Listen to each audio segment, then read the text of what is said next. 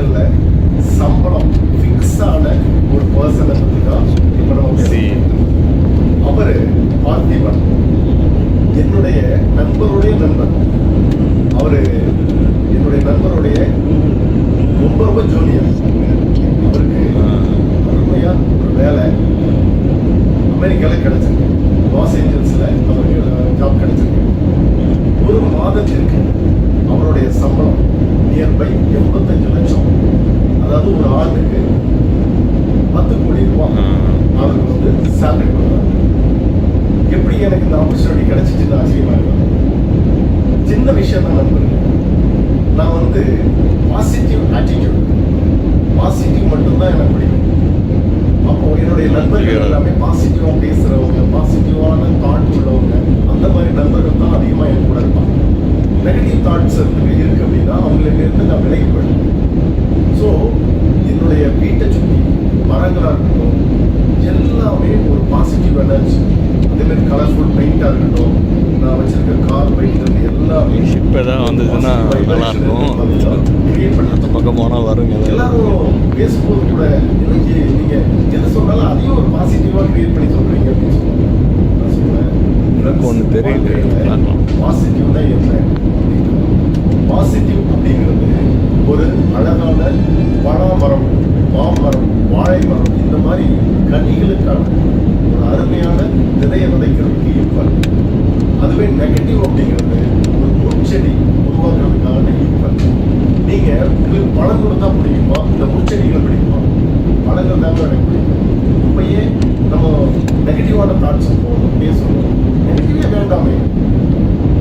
வாழ்க்கை மிகவும் குறுகிய காலம், எல்லாரும் சந்தோஷமா இருக்கணும் அப்படிங்கிறது தான் என்னுடைய. அப்படி நான் பாசிட்டிவா இருக்கும்போது என்னுடைய நண்பர் அவரு ரெக்கமெண்ட் பண்றாரு, நண்பரே தெரியுமா நம்ம பார்த்திபன் இருக்காங்க. ஆமா, நம்ம ஜூனியர் ஆச்சு. ஆமா, அவர் அமெரிக்காவில் செட்டில் ஆகிருக்காரு. 10 வருஷத்துக்கு அக்ரிமெண்ட் கான்ட்ராக்ட் ஆகிருக்கு.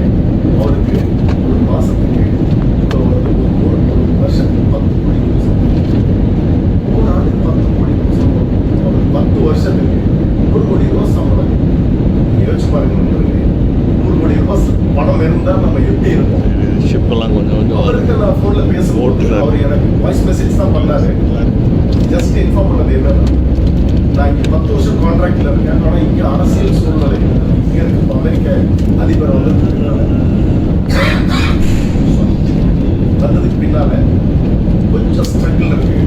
ஆனால் 5 இயர்ஸ் கேரண்டியாக நான் ஒர்க் பண்ணுறேன். எனக்கு நான் இந்தியாவில் வந்து என்னுடைய ஃபேமிலியோட யூஸ்ஃபுல்லாக வாழணும். அதுக்கு நீங்கள் ஒரு பிளான் சொல்லுங்கள். அந்த பிளான் வந்து என்னுடைய லைஃப் ஃபுல்லாக ஹாப்பியாக வச்சுக்கிறதுக்கான பிளான் இருக்கு. சூப்பரான பிளான் இருக்கு அப்படின்னு சொல்லி நான் அவருக்கு சொன்னேன். அந்த பிளானை பற்றி உங்களுக்கும் எக்ஸ்பிளைன் பண்ணியிருந்தேன்.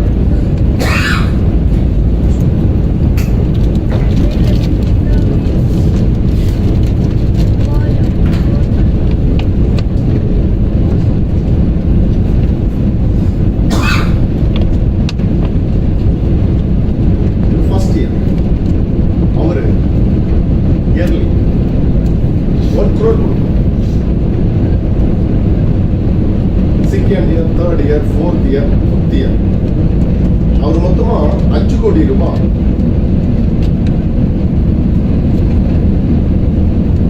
10th இயர்ல இருந்து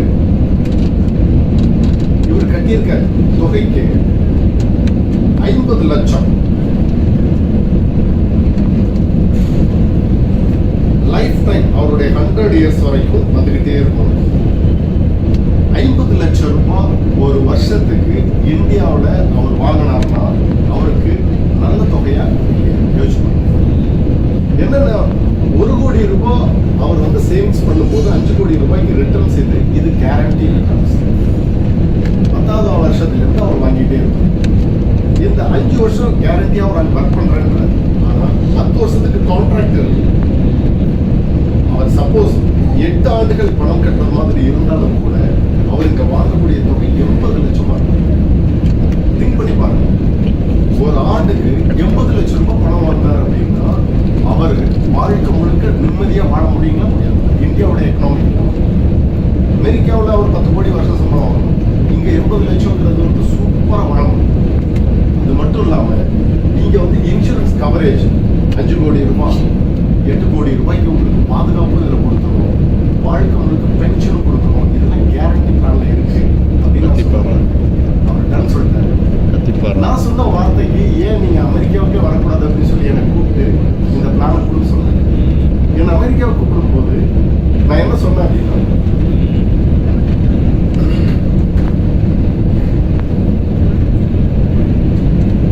நீங்க இந்தியா வரையில இந்த பாலிசி போட்டுக்கலாமே அப்படின்னு சொல்லி கேட்டதுக்கு அவர் என்ன சொன்னாங்கன்னா, இந்தியாவில் நான் வரதுக்கு டைம் எடுக்கும், லீவ் அவ்வளோ சீக்கிரம் கிடைக்காது. இதே நான் அமெரிக்கா இன்சூரன்ஸ் கம்பெனியை நான் கான்டாக்ட் பண்ணியிருந்தேன் அப்படின்னா, ஒரு எக்ஸிக்யூட்டிவ் இந்த பிளானை எக்ஸிக்யூட் பண்ணுற ஒரு ஏஜென்ட் வந்தாருன்னா அவருக்கு நான் கொடுக்கக்கூடிய சேலரி 1 கோடி ரூபாய் நியர்பை கொடுப்போம்.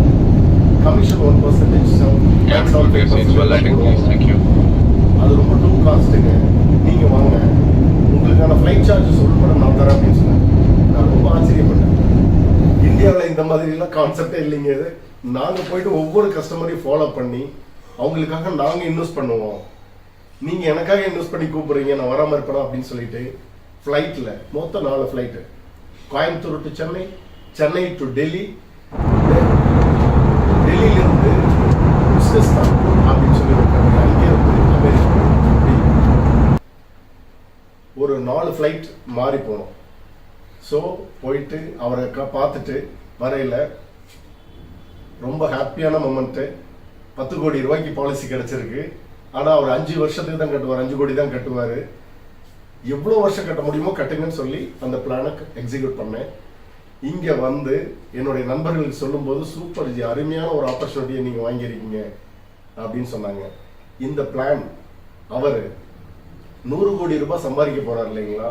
அவர் சயின்ஸ் குரூப்பு, அதே மாதிரி கம்ப்யூட்டர் சயின்ஸ் எடுத்தார், அவர் சாஃப்ட்வேர் இன்ஜினியராக கிரியேட் ஆகிறாரு. அவருக்கு இந்த ஆப்பர்ச்சுனிட்டி கிடைச்சிருக்கு. எல்லாரும் அவங்கவுங்க வாழ்க்கையில் இவ்வளோ கடுமையாக உழைச்சா, பெரிய பணக்காரர்லாம் கிடையாதுங்க, ரொம்ப ஏழ்மையானவர் தான்.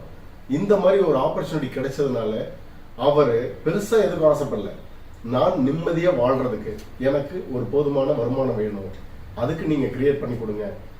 உங்கள் யூடியூப்பு, உங்களுடைய சக்ஸஸ் கடந்த 20 இயர்ஸில் நீங்கள் என்னென்னலாம் எல்ஐசியில் பண்ணியிருக்கீங்க, இது எல்லாமே நான் பார்த்துட்டு இருப்பேன் சார், அதனால தான் நான் உங்களை சூஸ் பண்ணேன் அப்படின்னு சொல்லி அவர் சொல்லும்போது எனக்கு ரொம்ப பெருமையாக இருந்துச்சு.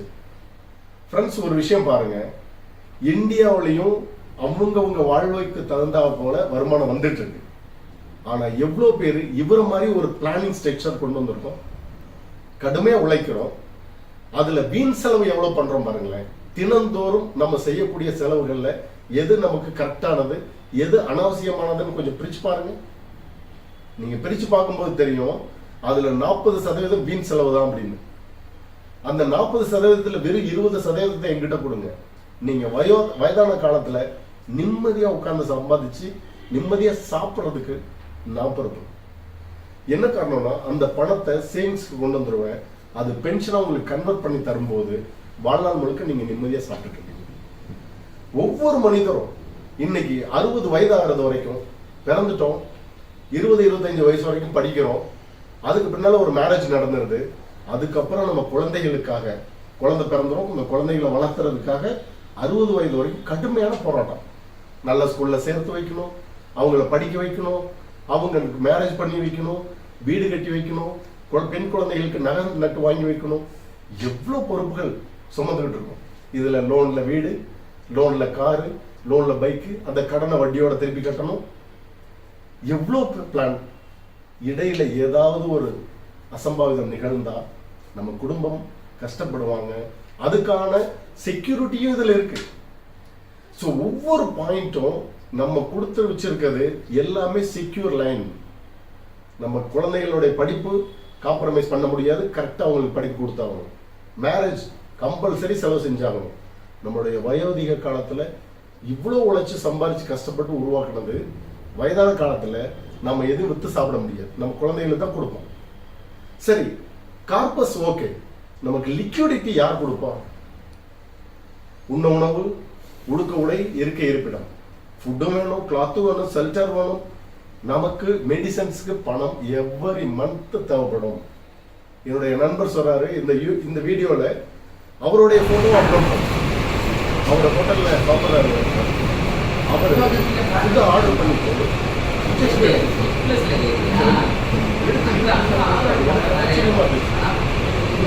ஸ்டில் நான் போடுறேன்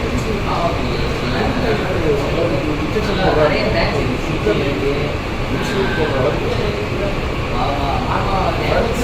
போடுற நம்ம நைட்டு சொன்னோம் 3 நேரம் தூங்கி மனசு போகிற பக்கம்லாம் நம்ம போக முடியாது, தப்பாக போயிடும். ஆனால் எது கரெக்டோ அதை மட்டும் செய்யுங்க. ஒரு தடவை போதும். நம்ம அதுக்கு செலவு செய்யறதுக்கு ஒரு இடத்த ஒதுக்கி வச்சிருக்காங்க. எப்போ அங்கே போயிட்டு இருந்த வாழ்க்கை என்ன பேசாது? ஜாலி வேற, அடிக்ஷன் வேற. நீங்க ஜாலியை அடிக்ஷனா மாத்திட்டு இருக்கீங்க. இன்னைக்கு காலையில வந்து நியூஸ் பார்க்குறப்போ சென்னையில ஹஸ்பண்ட் அண்ட் ஒய்ஃபு குடிச்சிட்டு ஒரு மசூதியில கொண்டு போய் காரை விட்டு இடிச்சு பெரிய அட்ராசிட்டி பண்ணியிருக்காங்க. ஃபாரின்ல குடிக்கிறாங்க பஸ். அந்த கிளைமேட்டுக்கு கோட் ஷூட் போட்டிருக்காங்க. உடம்பு ஹீட் கிரியேட் பண்ணணும், ஹார்ட் பீட் நல்லா இயங்கணும்னு லிக்கர் ட்ரிங்க் பண்றாங்க. பட் இங்க இருக்கிற ஹார்ட்டுக்கு இதுல நீலகிரி இதுக்கு போயிட்டு இருக்காங்க, சேலம் ஏற்காடு போயிட்டு வராங்க. எல்லாரும் ஃபுல் ட்ரிங்க். இந்த ட்ரிங்க் அடிச்சு நம்ம என்னன்னா நம்ம உடம்பையும் கெடுத்துக்கிறோம், ஃபினான்சியல் லாஸ் பண்ணிடுறோம், சொசைட்டில நமக்கு இருக்கிற நேமையும் காலி பண்ணிடுறோம். இப்படி ஒரு சுச்சுவேஷன் தேவைங்களா? ஸோ ஒவ்வொருவரும் அந்த மாதிரி பிரச்சனைக்குள்ள போகாம ஜாலிங்கிறது வேற, அடிக்ஷன்ங்கிறது வேற, நம்ம சொசைட்டில ரெஸ்பான்சிபிலிட்டிஸ்ங்கிறது வேற, நம்ம ஃபேமிலிக்கு நல்லவங்களா வாழணுங்கிறது வந்து ஒரு முக்கியமானது. இது எதுவுமே கண்ட்ரோல் கிடையாது, ரெஸ்பான்சிபிலிட்டி, நம்மளுடைய பொறுப்புடைமை. தயவு செய்து அதை புரிஞ்சுக்கோங்க. என்னுடைய ஃப்ரெண்ட்ஸ் எல்லாருமே, நான் என் கூட பழகிற எல்லாருமே அவ்வளோ பொறுப்பா இருப்பாங்க. நான் ஆச்சரியப்படுவேன், எப்படி இவங்கெல்லாம் இவ்வளவுதான் அவங்ககிட்ட இருந்து நான் கத்துக்கிறோம்னா எங்கிட்ட இருந்து அவங்க கத்துக்கிறாங்க. ஆனா ஒவ்வொருத்தரும் ஒவ்வொரு நாளும் நம்ம ஏதோ ஒரு வழியில பொறுப்போட இருக்கணும் அப்படிங்கிறத புரிஞ்சுக்கோங்க. ஏன்னா அன்பை விதைக்கணும், அப்பதான் அன்பை அறுவடை செய்ய முடியும். நல்ல பழங்கள், மரங்களை நல்லா வளர்க்கணும். அதன் மூலமா தான் நமக்கு நல்ல காற்று, நமக்கு நல்ல ஆக்சிஜன். இந்த தமிழகம் முழுவதும் எல்லாருடைய வீடுகளிலும் மரங்களை வளருங்க. அந்த மரங்களை வளர்க்கிறது மூலமா நமக்கு நிழல் கிடைக்கும், ஆக்சிஜன் கிடைக்கும், நல்ல ஃப்ரூட்ஸ் கிடைக்கும். இந்த வெயில் காலத்தை தாங்க முடியும் நண்பர்களே. சென்னையிலாம் வாழ்றது அவ்வளோ பெரிய சேலஞ்சா இருக்கு. சென்னையில இறங்கி நான் இருந்தது கொஞ்சம் டைம் தான், வெளியில வந்துட்டு போற முடியல. Tiruppur okay, Coimbatore okay. இப்போதைக்கு இன்னும் 10 ஆண்டுகளில் இப்ப இருக்கக்கூடிய வெயிலை விட 2 மடங்கு கூடும் சொல்லியிருக்காங்க. ஸோ அப்படி கூடுச்சுன்னா நம்ம குழந்தைகள் எப்படி இங்க வாழ முடியும்? பாலைவனமெல்லாம் ஆயிரும். ஏன்னா இப்பயே ஆத்து மணல் அள்ளி வித்துட்டு இருக்கோம், மலையை உடைச்சி வித்துட்டு இருக்கோம். இதனால என்ன நன்மை? எதுக்கு நீங்க இப்படி செஞ்சுட்டு இருக்கோம்? இயற்கையை அழிச்சிட்டு இருக்கோம். இயற்கை அழிக்கிறதுனால உங்களுக்கு என்ன ப்ராஃபிட்? காசு நிக்காது, மழை நின்று பேசும். மழைனாலதான் இன்னைக்கு நமக்கு மழை கிடைக்குது, மரங்கள் இருக்கு, காற்று கிடைக்குது, பழங்கள் கிடைக்குது, விவசாயம் பண்ண முடியுது. ஆனா இது எல்லாத்தையும் ஓவராலா கொஞ்சம் கொஞ்சமா அழிச்சுக்கிட்டே போறீங்க. இது என்ன ஆகும்? நம்ம குழந்தைகளுக்கு இந்த உணவு கிடைக்குமா? எதிர்கால சந்ததியை பத்தி நம்ம கொஞ்சமாவது யோசிச்சோமா? அமெரிக்கால உட்கார்ந்துருக்க சொல்றாரு, நான் வயதான காலத்துல நிம்மதியா வாழ்றதுக்கு எனக்கு ஒரு சேமிப்பு கொடுங்க. நம்ம அந்த இயற்கையை சேமிச்சு வச்சிருக்கோமா? தயவு செய்து இந்த இயற்கையை சேமிங்க. இயற்கை கடவுள் கொடுத்த வரம். அது மனுஷனுக்காக மட்டுமே படைக்கப்பட்டது அந்த இயற்கை. எப்படின்னா மரங்கள் நமக்கு பழங்கள் கொடுக்குது, மரங்கள் நமக்கு ஆக்சிஜனை கொடுக்குது, பறவைகள் எல்லாரும் சாப்பிடுறாங்க. ஒண்ணுமே தெரிய மாட்டேங்குது. ஆறு, தண்ணீர் நமக்கு மிக அத்தியாவசியமானது. திருவள்ளுவர் நீரின்றி அமையாத உலகம் அப்படிங்கிற இந்த தண்ணி உருவாக்கணும்னா மரங்கள் வேணும். மரங்கள் நீராவினை கொடுத்தாதான் நமக்கு மழை கிடைக்கும், மழையில தான் நமக்கு தண்ணி கிடைக்கும். இவ்வளவு பெரிய சைக்கிளிங் எங்கிருந்து கிடைக்குது? யாருக்காக உருவாக்க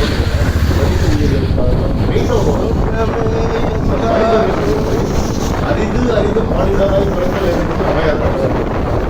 இவ்வளவு பெரிய ஒரு படைப்பை நாம எப்பவும் கவனமா கொண்டு தயவு செய்து இயற்கையை பாதுகாக்கும். இதை விட நமக்கு மிகப்பெரிய சொத்து எதுவுமே கிடையாது. வளர்ச்சிட்டு இருக்கையில சொத்தை அழகான ஒரு